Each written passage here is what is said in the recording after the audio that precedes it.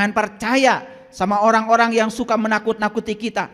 Katanya Allah itu kalau kita baik kepada dia, maka dia akan baik kepada kita. Kalau kita tidak baik kepada dia, maka dia akan mengutuk kita, menzalimi kita. Tuhan macam apa yang dendaman kayak gitu? Dia Maha Pengasih, dia Maha Penyayang. Cuman kita diajarkan hukum sebab akibat. Begitu kamu mengambil sebab yang baik, kamu akan mendapatkan akhir yang baik. Begitu kamu mengambil sebab yang buruk, kamu juga akan belajar bertanggung jawab untuk menerima risiko dari pilihanmu sendiri. Jadi sebetulnya itu yang disebut dengan akhirat. Akhirat itu akhir dari perbuatan. Itu yang namanya akhirat. Makanya akhirat itu ada. Kapan? Ya sekarang. Karena akhirat itu akhir dari semua tindakan. Kamu mencuri, ya masuk penjara. Akhir dari semua tindakan itu pasti ada. Itu akhirat yang dirasakan kita saat ini. Nah akhirat yang nanti, ya sudah nanti lagi. Karena saya percaya, kalau sekarang kita mengakhiri semua dengan kebaikan di dunia, ya kita juga udah pasti dijamin kebaikan di sana. Betul nggak? Gitu. Mas saya mengajarkan surga dan neraka di sini saat ini sekarang itu karena Quran yang mengajarkan. Di Quran dikatakan fa'ammal ladzina syaku fafinar lahum fiha zafirun wa saikun. Neraka adalah tempat di mana kamu masih bernafas. Di mana kita bernafas? Di tubuh ini. Karena kalau kita sudah keluar dari sini nggak ada nafas. Nafas itu penghubung antara ruhku yang di dalam dengan semesta yang tanpa batas ini. Ketika ditiupkan ke sini, baru ada nafas. Ketika sudah tidak di sini lagi, ya nggak ada nafas. Sedangkan Quran mengatakan neraka itu tempat di mana kamu masih bernafas. Dan dikatakan di Quran juga, ternyata surga itu adalah tempat di mana kamu masih bernafas. Bahkan langit dan bumi masih ada, kata Quran. Jadi saya bukan berarti tidak percaya dengan surga dan neraka yang nanti. Itu makan belum saya alami. Sudah saya bikin saja surga di sini saat ini. Orang lain marah sama saya nggak mau marah. Orang lain memfitnah saya tidak akan melawannya. Orang lain menghajar saya maafkan. Buat apa saya menciptakan keributan di sini? Nah saya menciptakan surga di sini. Berarti saya juga akan ke bagian surga dong di sana. Itu maksud saya. Makanya Nabi Muhammad dilempari orang sampai berdarah-darah. Malah Nabi Muhammad cuma Allahumma hdi qaumi fa innahum la ya'lamun. Itu doa orang bijaksana begitu. Ketika dilempari, ketika dikejar-kejar. Doanya luar biasa. Tidak ada doa dari mulut seorang suci itu, ya Allah hancurkan orang ini, enggak ada. Doanya Allahumma hdi qaumi fa innahum la ya'lamun. Ya Allah, tunjukkanlah mereka. Mereka memperlakukan itu kepada saya karena mereka tidak tahu yang saya sampaikan. Itu doa orang bijaksana begitu. Makanya jangan berdiskusi dan berdebat dengan orang bodoh. Doakan saja semoga jadi orang yang bijaksana. Itu aja. Semoga suatu saat dapat petunjuk. Karena repot kalau diskusi dengan mereka. Paling yang keluar kekerasan. Paham? Oke. Jadi jangan takut kehidupan akan berakhir. Takutlah kalau kehidupan tak pernah dimulai. Apa kompetensi yang mau dibangun? Kompetensinya adalah selesai kajian ini. Semua para sahabat akan tahu apakah kehidupan kita sudah dimulai atau belum. Jangan-jangan kita ini cuma ngaku hidup tetapi sesungguhnya belum hidup. Karena ciri orang hidup apa? Apa ciri orang hidup? Ciri orang hidup itu eling. Ciri orang hidup itu sadar. Ciri orang hidup itu mawas diri. Itu ciri hidup. Ya jelas dong, ciri hidup nafas. Tapi apakah semua yang bernafas ini eling? Semua yang bernafas ini sadar? Semua yang bernafas ini mawas diri? Itu pertanyaannya. Jadi oleh karena itu selesai kajian ini, semoga kita tahu, oh di usia setua ini ternyata saya belum memulai kehidupan. Takut kehidupan berakhir padahal kehidupan belum dimulai. Nanti perhatikan indikator-indikatornya. Apa saja indikasi kalau kehidupan kita belum dimulai. Sudah siap? Baik. Mari kita puji Allah bersama-sama membaca hamdalah. Alhamdulillahirabbil alamin. Mari kita mohon ridho dan berkah Allah. Semoga Allah meridhoi, memberkahi kajian kita hari ini. Semoga Allah membukakan pintu kecerdasan, pintu kebijaksanaan, pintu hikmah untuk kita bisa menyerap energi ilahi yang akan ditumpahkan hari ini. Kita sapa asma Allah dengan kelembutan dan cinta seraya membaca basmalah. Bismillahirrahmanirrahim. Saya yakin banyak sekali manusia yang hari ini masih menakuti kematian. Dan kematian dianggap sebagai akhir dari kehidupan. Padahal kematian bukan akhir dari kehidupan.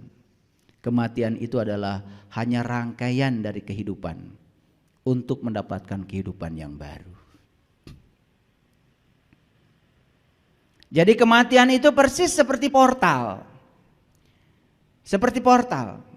Kalau mobil kita jalan, di sini ada portal. Begitu portal dibuka, ya sudah.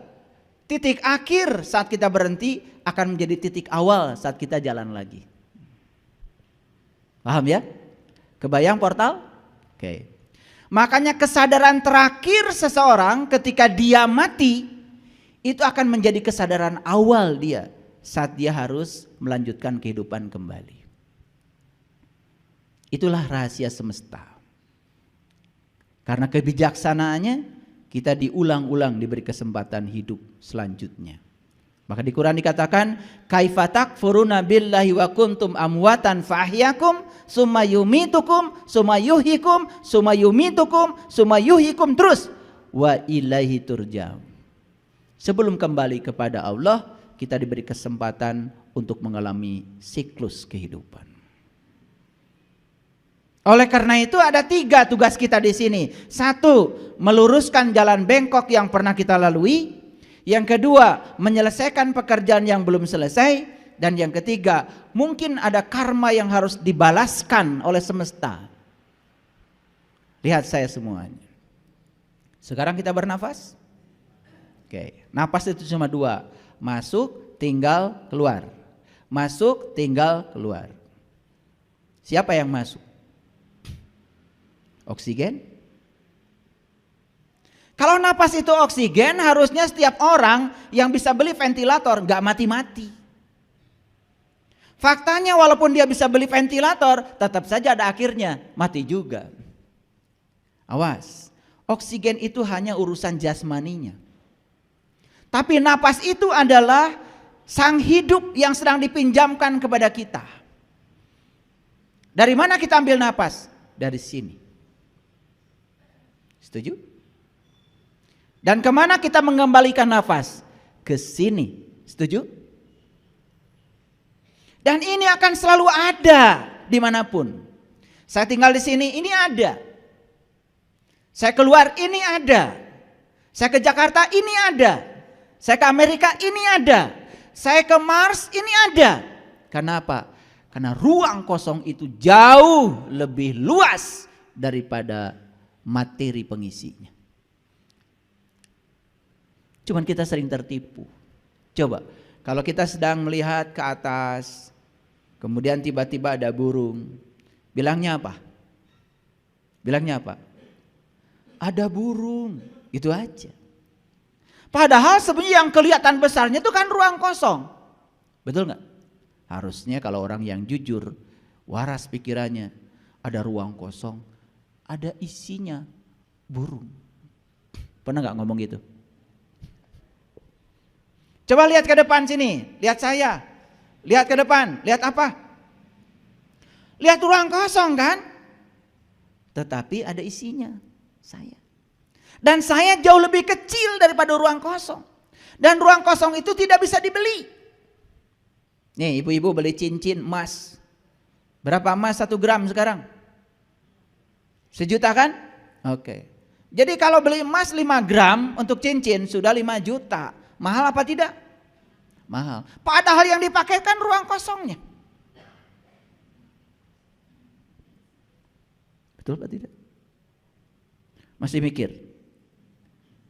Lah sekarang cincin kalau nggak ada ruang kosongnya gimana makainya? Kan sebetulnya yang dipakai tuh yang bolongnya. Mikir kayak gitu.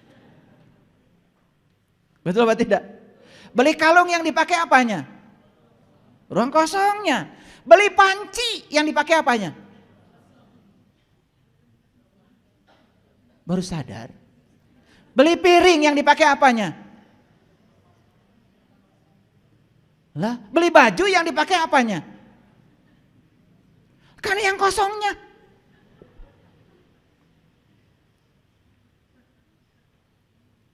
Tapi kita menganggap ruang kosong itu kosong aja. Padahal leluhur kita bilang ini kosong tapi isi. Isi tapi kosong. Kenapa? Kita mengambil kehidupan dari sini. Dan kemudian mengembalikan kehidupan ke sini. Dan pada akhirnya nafas kita itu masuk, keluar, gak masuk lagi. Makanya kita sering mengatakan ketika orang mati menghembuskan nafas yang terakhir. Kemana itu nafas? Ya ke sini. Gak kemana-mana kok. Ke sini. Gitu aja. Sekarang saya tanya.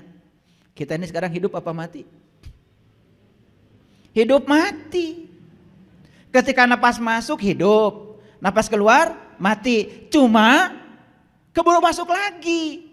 Hidup lagi. Nah karena terus menerus frekuensinya sangat besar. Akibatnya kita merasa seakan-akan kita itu hidup terus. Padahal kita saat ini sudah hidup mati, hidup mati, hidup mati. Jadi sebetulnya apakah kita sudah mengalami pengalaman mati? Kenapa takut? Lah sekarang aja kita sudah mengalami pengalaman hidup mati kok. Lu kenapa takut?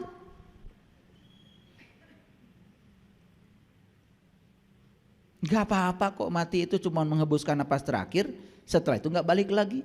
Itu aja. Kemana? Ke sini. Nah persoalannya adalah saat dia ke sini, apakah dia bisa bersenyawa dengan ini atau tidak? Itu masalahnya. Minyak ketika dimasukkan ke dalam air, dia tinggal dalam air, tetapi tidak bersenyawa dengan air. Kenapa? Karena di dalam minyak itu ada airnya sekaligus ada unsur lain. Disebut ada ketidakmurnian di situ. Tapi begitu minyak disuling, ambil airnya saja, satukan dengan air yang ada, baru bersenyawa. Senyawa itu artinya ikatan. Makanya kita sering menyebut nyawa, nyawa, nyawa. Kita sudah salah kaprah. Kalau bicara nyawa, pasti bicara ruh. Itu salah kaprah. Nyawa itu bahasa kimia. Tanya tuh sama Ayah Dedi. Senyawa itu artinya berikatan. Kapan bisa berikatan? Kalau dia itu adalah senyawa. Kalau tidak senyawa tidak akan berikatan. Maaf, kita ini sekarang tinggal dalam tubuhnya Tuhan sebetulnya. Karena Allah sendiri yang mengatakan, aku meliputi semesta raya. Apa yang meliputi semesta raya? Bukan ruang kosong. Ini bahasa sederhana. Kalau nggak ngerti itu kebangetan. Ini saya udah membuka sedikit rahasia. Coba dengarkan kata-kata saya. Aku meliputi semesta raya. Aku meliputi semua makhluk. Clear? Apa yang meliputi semua makhluk? Bukannya ini?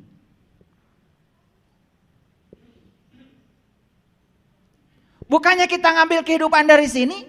Bukannya setiap makhluk ngambil kehidupan dari sini? Bukannya pecai, wortel, bawang ngambil kehidupan dari sini? Jadi apa ini sesungguhnya? Ini ruang kesadaran, sering disebut energi. Makanya kita harus bisa menyaksikan. Ini tuh apa sebetulnya? Nah, belum, gak akan saya kasih dulu ilmunya. Mahal itu. Kalau saya sih udah bisa lihat. Kalian mau melihatnya, bolong aja. Kalau saya nggak begitu. Itulah pentingnya supaya kita nggak bolong terus. Makanya harus berhenti dari kebutaan supaya kasaf ini terbuka. Lanjut dulu. Nah, perhatikan saya. Ngambil kehidupan dari sini dan kemudian mengembalikan kehidupan di sini. Perhatikan saya. Saat kehidupan masuk ke sini, perhatikan. Apa yang terjadi di sini? Apa yang sedang terjadi di sini? Di ruang cipta ini. Kalau di ruang cipta sedang menciptakan negatif, pikiran negatif, buruk sangka, bla bla bla, semua yang negatif, itu direkam oleh sang hidup yang masuk ke sini dan kemudian dibawa oleh sang hidup ke ruang kehidupan. Itu akan menjadi realitas kehidupan. Ketika di sini positif akan positif, ketika di sini negatif negatif. Jadi semua yang terjadi dalam kehidupan kita hari ini sebetulnya rekaman data yang dibuat oleh kita sendiri. Jadi kesimpulannya, di mana kita menyimpan rekaman data itu? Di sini bukan? Dan data ini siap untuk dikembalikan kepada pemilik datanya.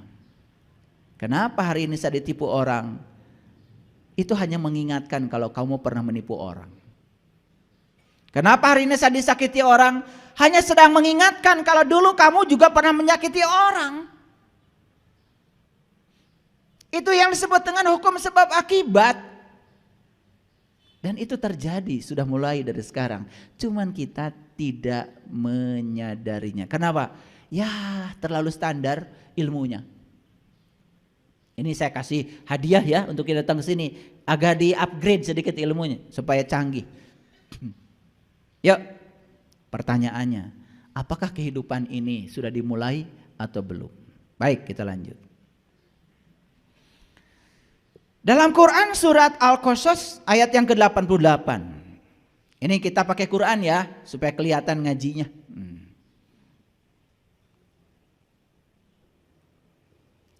Auzubillahi minasyaitonirrajim. Bismillahirrahmanirrahim. Wala tad'u ma'allah ilahan akhar. Janganlah kamu seru bersama Allah Tuhan apapun yang lain. Jadi selama kita tidak tahu dan kenal kepada Allah, saat kita menyeru Allah, sekaligus juga kita menyeru yang lain. Karena tidak jelas yang diseru yang mana.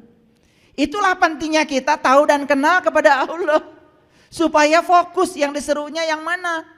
Makanya Allah bilang, wala tad'u ma'allahi ilahan akhar.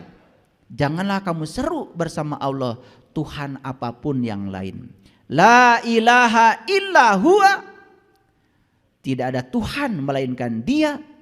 Yuk. Tidak ada Tuhan melainkan Dia. Kan ada kalimat tauhid itu ada 4. Yang pertama, tidak ada Tuhan selain Allah. Tidak ada Tuhan selain Dia. Tidak ada Tuhan selain anta, kamu.